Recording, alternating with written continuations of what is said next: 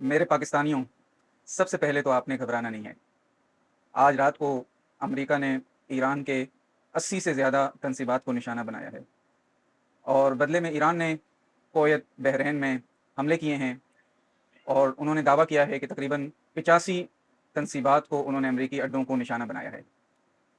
तो सबसे पहले आपने घबराना नहीं है, क्योंकि अमरीका और ईरान की जंग शुरू हो तो जिस मुल्क को सबसे ज़्यादा नुकसान होता है, वो पाकिस्तान होता है।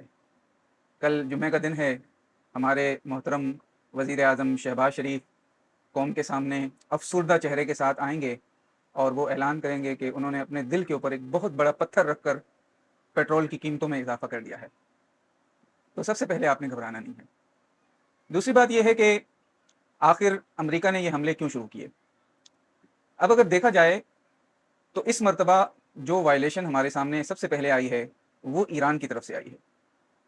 आपने कल खबरों में देखा होगा कि ईरान की तरफ से कतर के जहाज़ों को खलीज ओमान के अंदर निशाना बनाया गया और सुबह से ये खबरें आ रही थी कि आबनाए हुर्मुज़ के करीब कुछ जहाज़ों को, ऑयल टैंकरों को निशाना बनाया गया है। अब ईरान की मीडिया ने यह दावा किया कि भाई उनको इसलिए निशाना बनाया गया है कि वो ईरानी हिदायत को नहीं मान रहे थे। अब ट्रंप को ये मौका मिल गया और आज ट्रंप ने तकरीबन 80 के करीब अहदाफ को ईरान के अंदर निशाना बनाया है। अब खामनेई की मैयत तो जो उसका ताबूत है वो नजफ़ में पड़ा हुआ है, इराक में पड़ा हुआ है और आज शाम को वो लौटा दिया जाएगा। जिस वक्त आप ये सुन रहे होंगे वो दोबारा ईरान के अंदर आएगा और मुमकिन है कल मशहद के अंदर उसकी तदफीन हो जाए। मैं मुमकिन इसलिए कह रहा हूँ कि ये मामलात आगे पीछे भी हो सकते हैं, क्योंकि जंग दोबारा फुल स्पीड के साथ शुरू हो गई है। अब आज ट्रंप ने नेटो समिट के अंदर नेटो सरबराह के साथ मुलाकात में वाज़ेह तौर पर ऐलान किया है कि वो जंगबंदी ख़त्म करते हैं और वो ईरान के साथ डील करना ही नहीं चाहते थे, वो डील के हक़ में ही नहीं थे।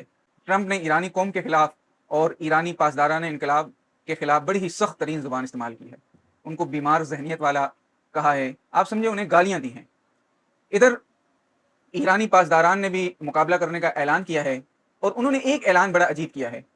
आपने कुछ दिनों पहले देखा कि हूसी बागियों ने, जो यमन के हूसी बागी हैं, उन्होंने सऊदी अरब के जहाज़ों को निशाना बनाने का ऐलान किया था। अब ट्रंप ने भी जैसे ही जंगबंदी के ख़त्म होने का ऐलान किया तो पासदारान इनकलाब के तर्जुमान ने ऐलान किया है कि हम खित्ते के हर उस मुल्क को निशाना बनाएंगे जहां अमरीकी अड्डे मौजूद हैं या जहां अमरीका को मुआवनत मिल रही होगी। अब पता है आपको कि मुख्तलिफ अरब ममालिक के अंदर अमरीकी अड्डे मौजूद हैं, तकरीबन सबके अंदर हैं और उसमें सऊदी अरब भी शामिल है। तो मुमकिन है कि कल जब ये जंग आगे बढ़े तो ईरान की तरफ से सऊदी अरब पर भी हमला किया जाए, यूएई पर भी हमला हो सकता है, कतर पर भी हो सकता है और आज बहरीन के ऊपर और कुवैत के ऊपर हमला तो हुआ ही है। तो आगे ये बड़ी अजीब सूरत हाल पैदा होने वाली है। हम समझते थे कि जंग खत्म हो गई है, अब अमन होगा और पेट्रोल की कीमतें नीचे आएंगी, तेल की कीमतें कम होंगी, लेकिन आज ट्रंप के ऐलान के बाद 6% की छलांग लगाई है तेल की कीमतों ने इजाफे के अंदर। तो हम जैसे गरीब लोगों के लिए आगे फिर मुश्किलात आने वाली हैं और मुमकिन है कि खामनेई की तदफीन आगे चली जाए और उस तदफीन के मामलात जो है वो मुलतवी हो जाएं। ज़ाहिर बात है, जब 130 दिन वो खामनेई की डेड बॉडी को रख सकते हैं तो आगे अगर 2-3 महीने और भी रख लें तो उन्हें कौन पूछने वाला है। दूसरी बात यह है कि इस वक्त ईरान के तमाम मामलात पासदारान के पास हैं, सियासी क़यादत के पास कुछ भी नहीं है। सियासी क़यादत सिर्फ बयानबाजी कर सकती है, लोगों को मशवरे दे सकती है, लेकिन हकीकतन उनके पास कुछ भी नहीं है।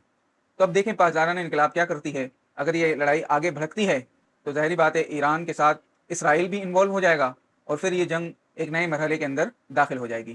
तो ये मुख्तसर सा तज़किया था, बस आपसे यही इल्तिमास है कि सबसे पहले आपने घबराना नहीं है।